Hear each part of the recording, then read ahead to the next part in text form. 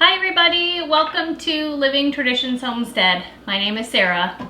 Today I'm working on a very simple canning project using my pressure canners, and I thought I could use it as almost a beginner pressure canner video. I've done a lot of canning videos, I've done a lot of canning, and so I thought that this would be a good time to slow down a little bit about the pressure canning and talk with you, hopefully to ease some of your fears, some of your concerns about pressure canning. The pressure canning method is used for low acid foods, so things like meat, beans, some vegetables, broth, soup, things that are not considered safe to be canned using the water bath canning method. So today I'm going to talk with you about several different canners, the difference between them, and what I recommend for the beginner pressure canner. And then today I'm also going to show you how to can broth. Just recently we processed our turkeys, and I took a lot of their extra bones and things, and I added water and my seasonings and made some really amazing broth. But because we are short on freezer space because of all of the food that we raise here on the homestead, I need to can that broth. And so I'm going to show you how to do that. Now, before we get too far into this, I want to recommend two resources for you. The first one is the instruction manual for your pressure canner. Each one of these canners comes with an instruction manual, and I want you to keep it nearby. Either keep it stored inside your canner or with your cookbooks or something, because I actually refer back to them all the time if I forget something and I just want to make sure that I'm doing everything correctly. Okay, so hang on to your instruction manuals. The second resource that I recommend is a canning book. This is my favorite canning book, called the Ball Complete Book of Home Preserving. It also has like 400 recipes in here. This is my absolute favorite book. The back section of it is all about pressure canning, and it also includes instructions on just kind of the basics of how to do the pressure canning. So those two things you'll want to make sure that you have on hand. You can find this to look at in our Amazon shop, along with actually every one of the canners that I have here for you to look at. Okay, there are some basic things that you need to know about pressure canners. There's two main brands that are out there that are very popular and I recommend. The first brand is the Presto canners, and I have two of them and I use these all the time. The second brand is the AllAmerican canners, and I have one here. These are fantastic as well. I want to talk with you a little bit about both types, both brands, and the positives of both of them. And I'm going to start off with the Presto canners. I have two Presto canners, and they have two differences really between the two. The size of them and the pressure regulators that they have. This smaller Presto canner is what I started out with, and I actually recommend this for the first time pressure canners. It's short, which allows for one row of jars. Whatever size jars you're using, it allows for one row. You can't double stack them. And the pressure regulator is very simple. It just has a weight here that has different rings on it. It has two rings and then just a basic pressure regulator. When you're pressure canning, you're going to be paying attention to the pounds of pressure that you need to cook everything at. 5 pounds of pressure, 10 or 15. This pressure regulator by itself is 5 pounds of pressure. Put one ring on, that's 10 pounds of pressure. Put the second ring on, that's 15 pounds of pressure. Okay, and that goes on the top. That is all you need for this canner. The second canner I have is taller. It allows me to do 2 layers of either pint-sized jars or jelly jars. It's not quite tall enough to do the quart-sized jars, which are bigger, but it is very helpful when I'm doing a lot of pint-sized jars. The pressure regulator on this is different. There is a gauge on here, and this is how you control how much pressure is building up within this canner. So if it's getting up a little bit too high, you turn down the heat. If it's too low, you turn up the heat. So those are the main differences between these two Presto canners.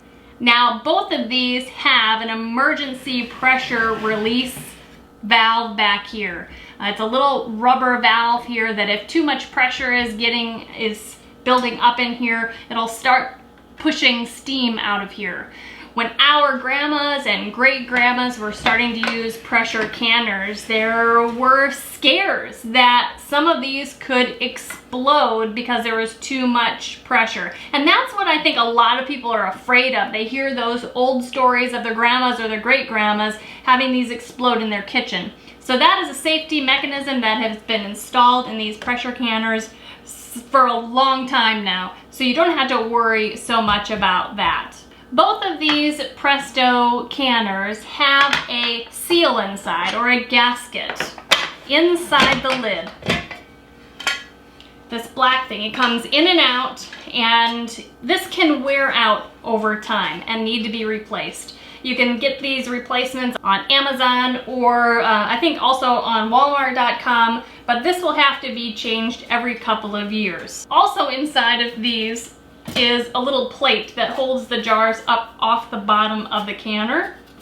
And you will use a second one of these in this situation where you can put 2 layers of jars. You'll just put a second one in between there so it holds them stable. Now let's talk about the AllAmerican canners. These AllAmerican canners are like the best of the best. They have amazing craftsmanship. They are never going to wear out. These will actually last from generation to generation, just like they are. A big difference between the AllAmerican canners and the Presto canners is that there's no gasket or seal. These have a metal on metal sealing system. You'll put a little bit of oil on here originally, but there's no seal or gasket to replace. So this, just the way it is, will last forever and ever. They have these bolts that you line up with the lid and you twist down to seal. They have a pressure regulator here with a different kind of weight than these. I absolutely love my AllAmerican canner. This one is tall enough that I can double stack quart-sized jars. The AllAmerican canners come in like a ton of different sizes. You can get them short like my other Presto canner. You can get them they're bigger and even taller, and you can just pack these full of tons of jars. I absolutely recommend these for people who are putting up a lot of their own food, a lot of their own meat. They're just fantastic. I can see myself giving these to my girls when they're older and I'm too old to do any more canning, and they could probably give them to their kids afterwards. So I highly recommend these too. But for today, we're going to start off with the smallest of the Presto canners. Okay, so let's get started canning some broth. Now, I'm not going to teach you how to make broth today. I actually have a couple videos where I taught how to do that, and I'll make sure to put a link to one of those videos at least here. But I do want to show you that when I make broth, I don't mess around. I love to use this giant roaster. Now, I grew up in Wisconsin, and in Wisconsin, everybody has one of these, and it's just called a Nesco. So if you're from Wisconsin, maybe even Minnesota, maybe Michigan, you know what a Nesco is.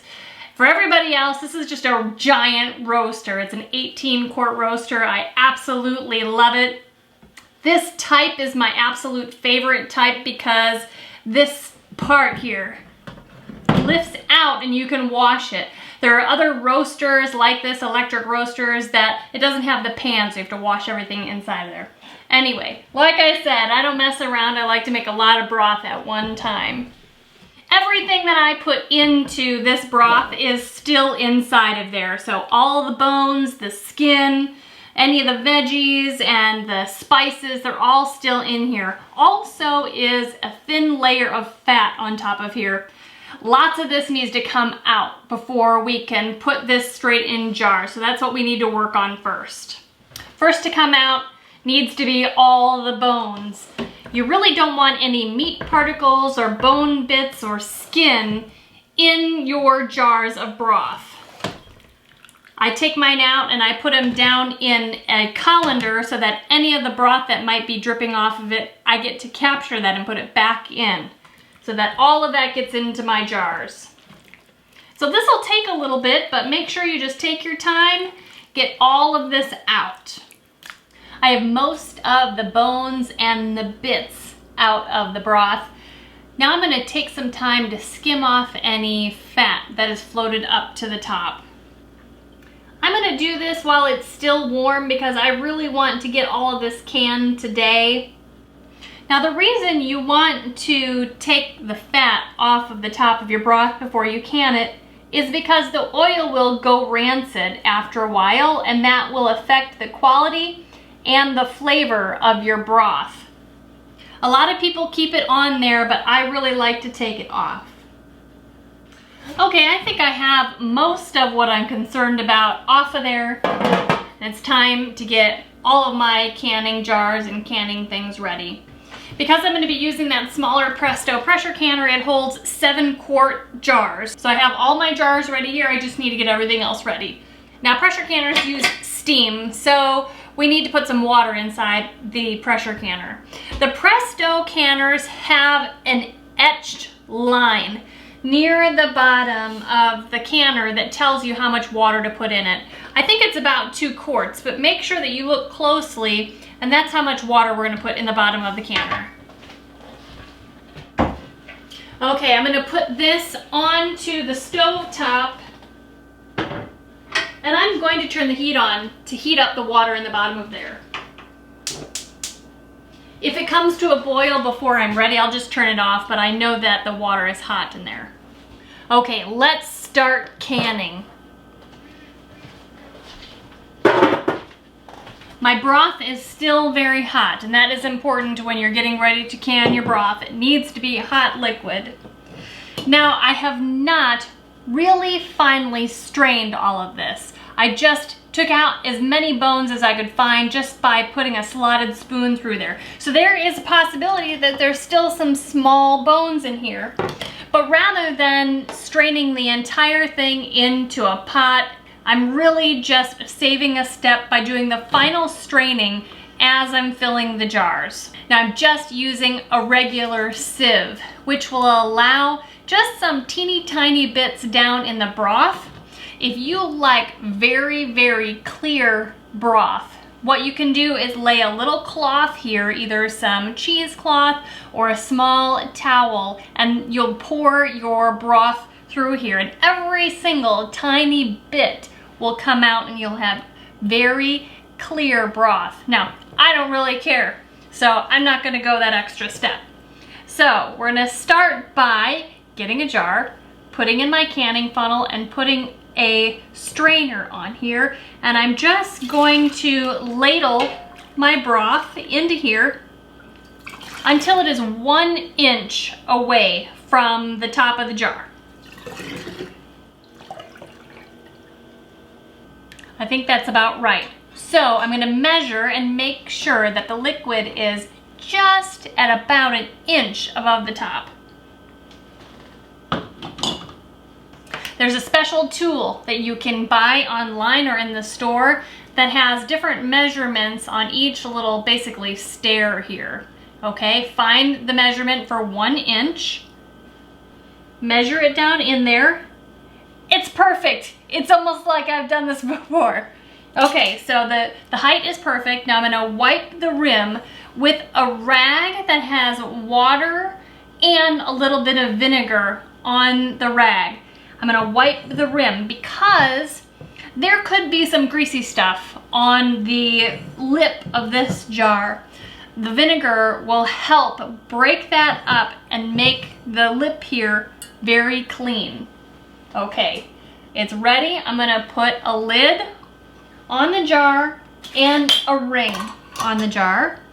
Tighten it to what's called finger tight. You don't wanna really wrench on it, just finger tight. And now it's ready to go into the canner and wait for the rest of the jars.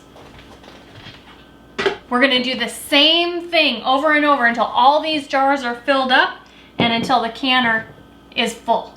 Our canner is full. 7 quarts of broth. So So we're gonna put the top on.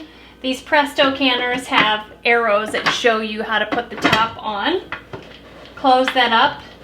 And we're gonna turn on the heat.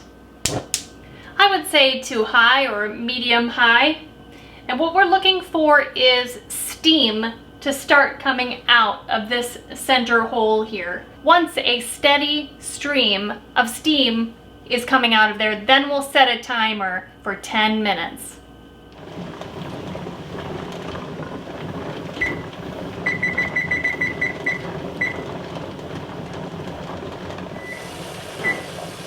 The timer has gone off, and that means it's time to put on the pressure regulator.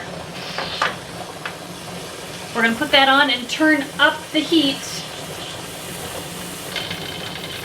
And this is going to shoot up and lock into place. And a lot of the noise stops at that point. What this does now is it starts trapping the pressure, trapping the steam inside here. After a while, once the appropriate amount of pressure has built, this pressure regulator will start to rock back and forth. When it's doing that pretty regularly, we set our timer for whatever amount of time your food needs to be processed for. Okay, let's talk about altitude and how that affects the canning process. Altitude affects the temperature at which water boils, and it affects how the microorganisms are killed within the food that you are canning. So depending on your altitude, for pressure canning, you may need to increase the pressure that your foods are being canned at. For instance, we are just above 1,000 feet above sea level, which means I need to process our pressure canners at 15 pounds of pressure. You may need to process yours at 10 pounds of pressure. If you're not sure, make sure you look that up, what your elevation is and how that will affect your canning. The pressure regulator is rocking back and forth, which means it has reached the appropriate pressure. Now it's time for me to set the timer to actually process the broth that's inside of there. I have quarts in there rather than pints. Quarts process for 25 minutes. Pints process for 20 minutes. The timer just went off. So we're going to turn off the heat, and we're going to carefully move this canner from the burner to the back burner. We're going to take it off the heat. So this is all done processing. Now we just need to let it sit here and cool down and let the pressure come down. When the pressure is down enough to take the cover off, this will drop back down. Then we'll wait at least 10 minutes before we open the lid. There are a couple tips I want to give you about pressure canning and the end stages of pressure canning. First of all, when the pressure is still up and this is still up, it's not safe for you to remove the lid. Once it comes down, it is safe to remove the lid. But there are a couple things that can happen inside with the jars if you do this whole process too quickly. I take the end of this process pretty slowly because if you rush it, the temperature change will force the liquids and the contents of your jars to siphon, to rush out of the top, rush out of the jar. And that compromises the seal that has been created on your jar. So if you notice that some of the contents of your jars have ended up down at the bottom of your canner, or if you notice that they're only, 75% full versus 100% full that you started with, it could be that you're opening it up too quickly or that you're not letting it sit here and cool down properly. If that does happen to you, just make sure that you take this whole end process a little bit more slowly. Well, we're making dinner, but I wanted to show you that this has come down, it has dropped, which means that the pressure is completely gone out of here. It's down to 0.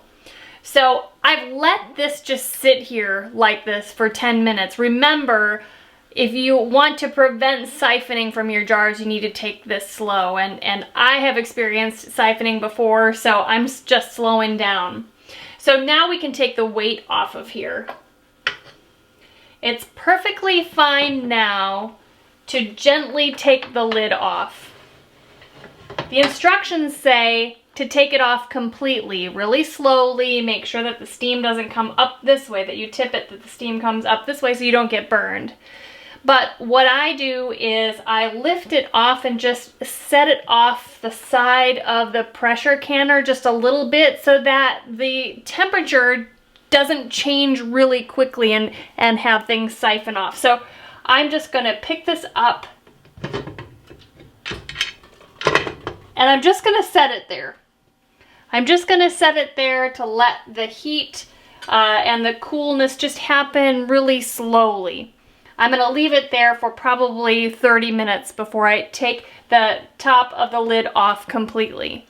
It's been a while now, so I feel comfortable taking the lid off and starting to take the jars out. Some of the jars have already sealed, some of them still need to yet.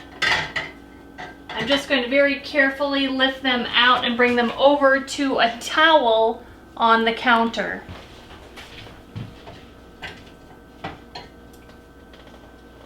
They look fantastic. It doesn't look like any of the broth has siphoned out. Exactly the same amount of broth that I put in is still in there. That is fantastic. Well, they're all finished and they look great. You guys, I hope that I helped you not be so fearful or concerned about learning how to pressure can. It really is very easy and you don't have to worry about it. I hope you learned some things today and I hope you enjoyed spending some time with me in the kitchen. If you're enjoying our channel and our videos, please make sure to subscribe and share these videos with people you know who would enjoy learning how to can. Until next time, thank you so much for stopping by our homestead. Take care and God bless.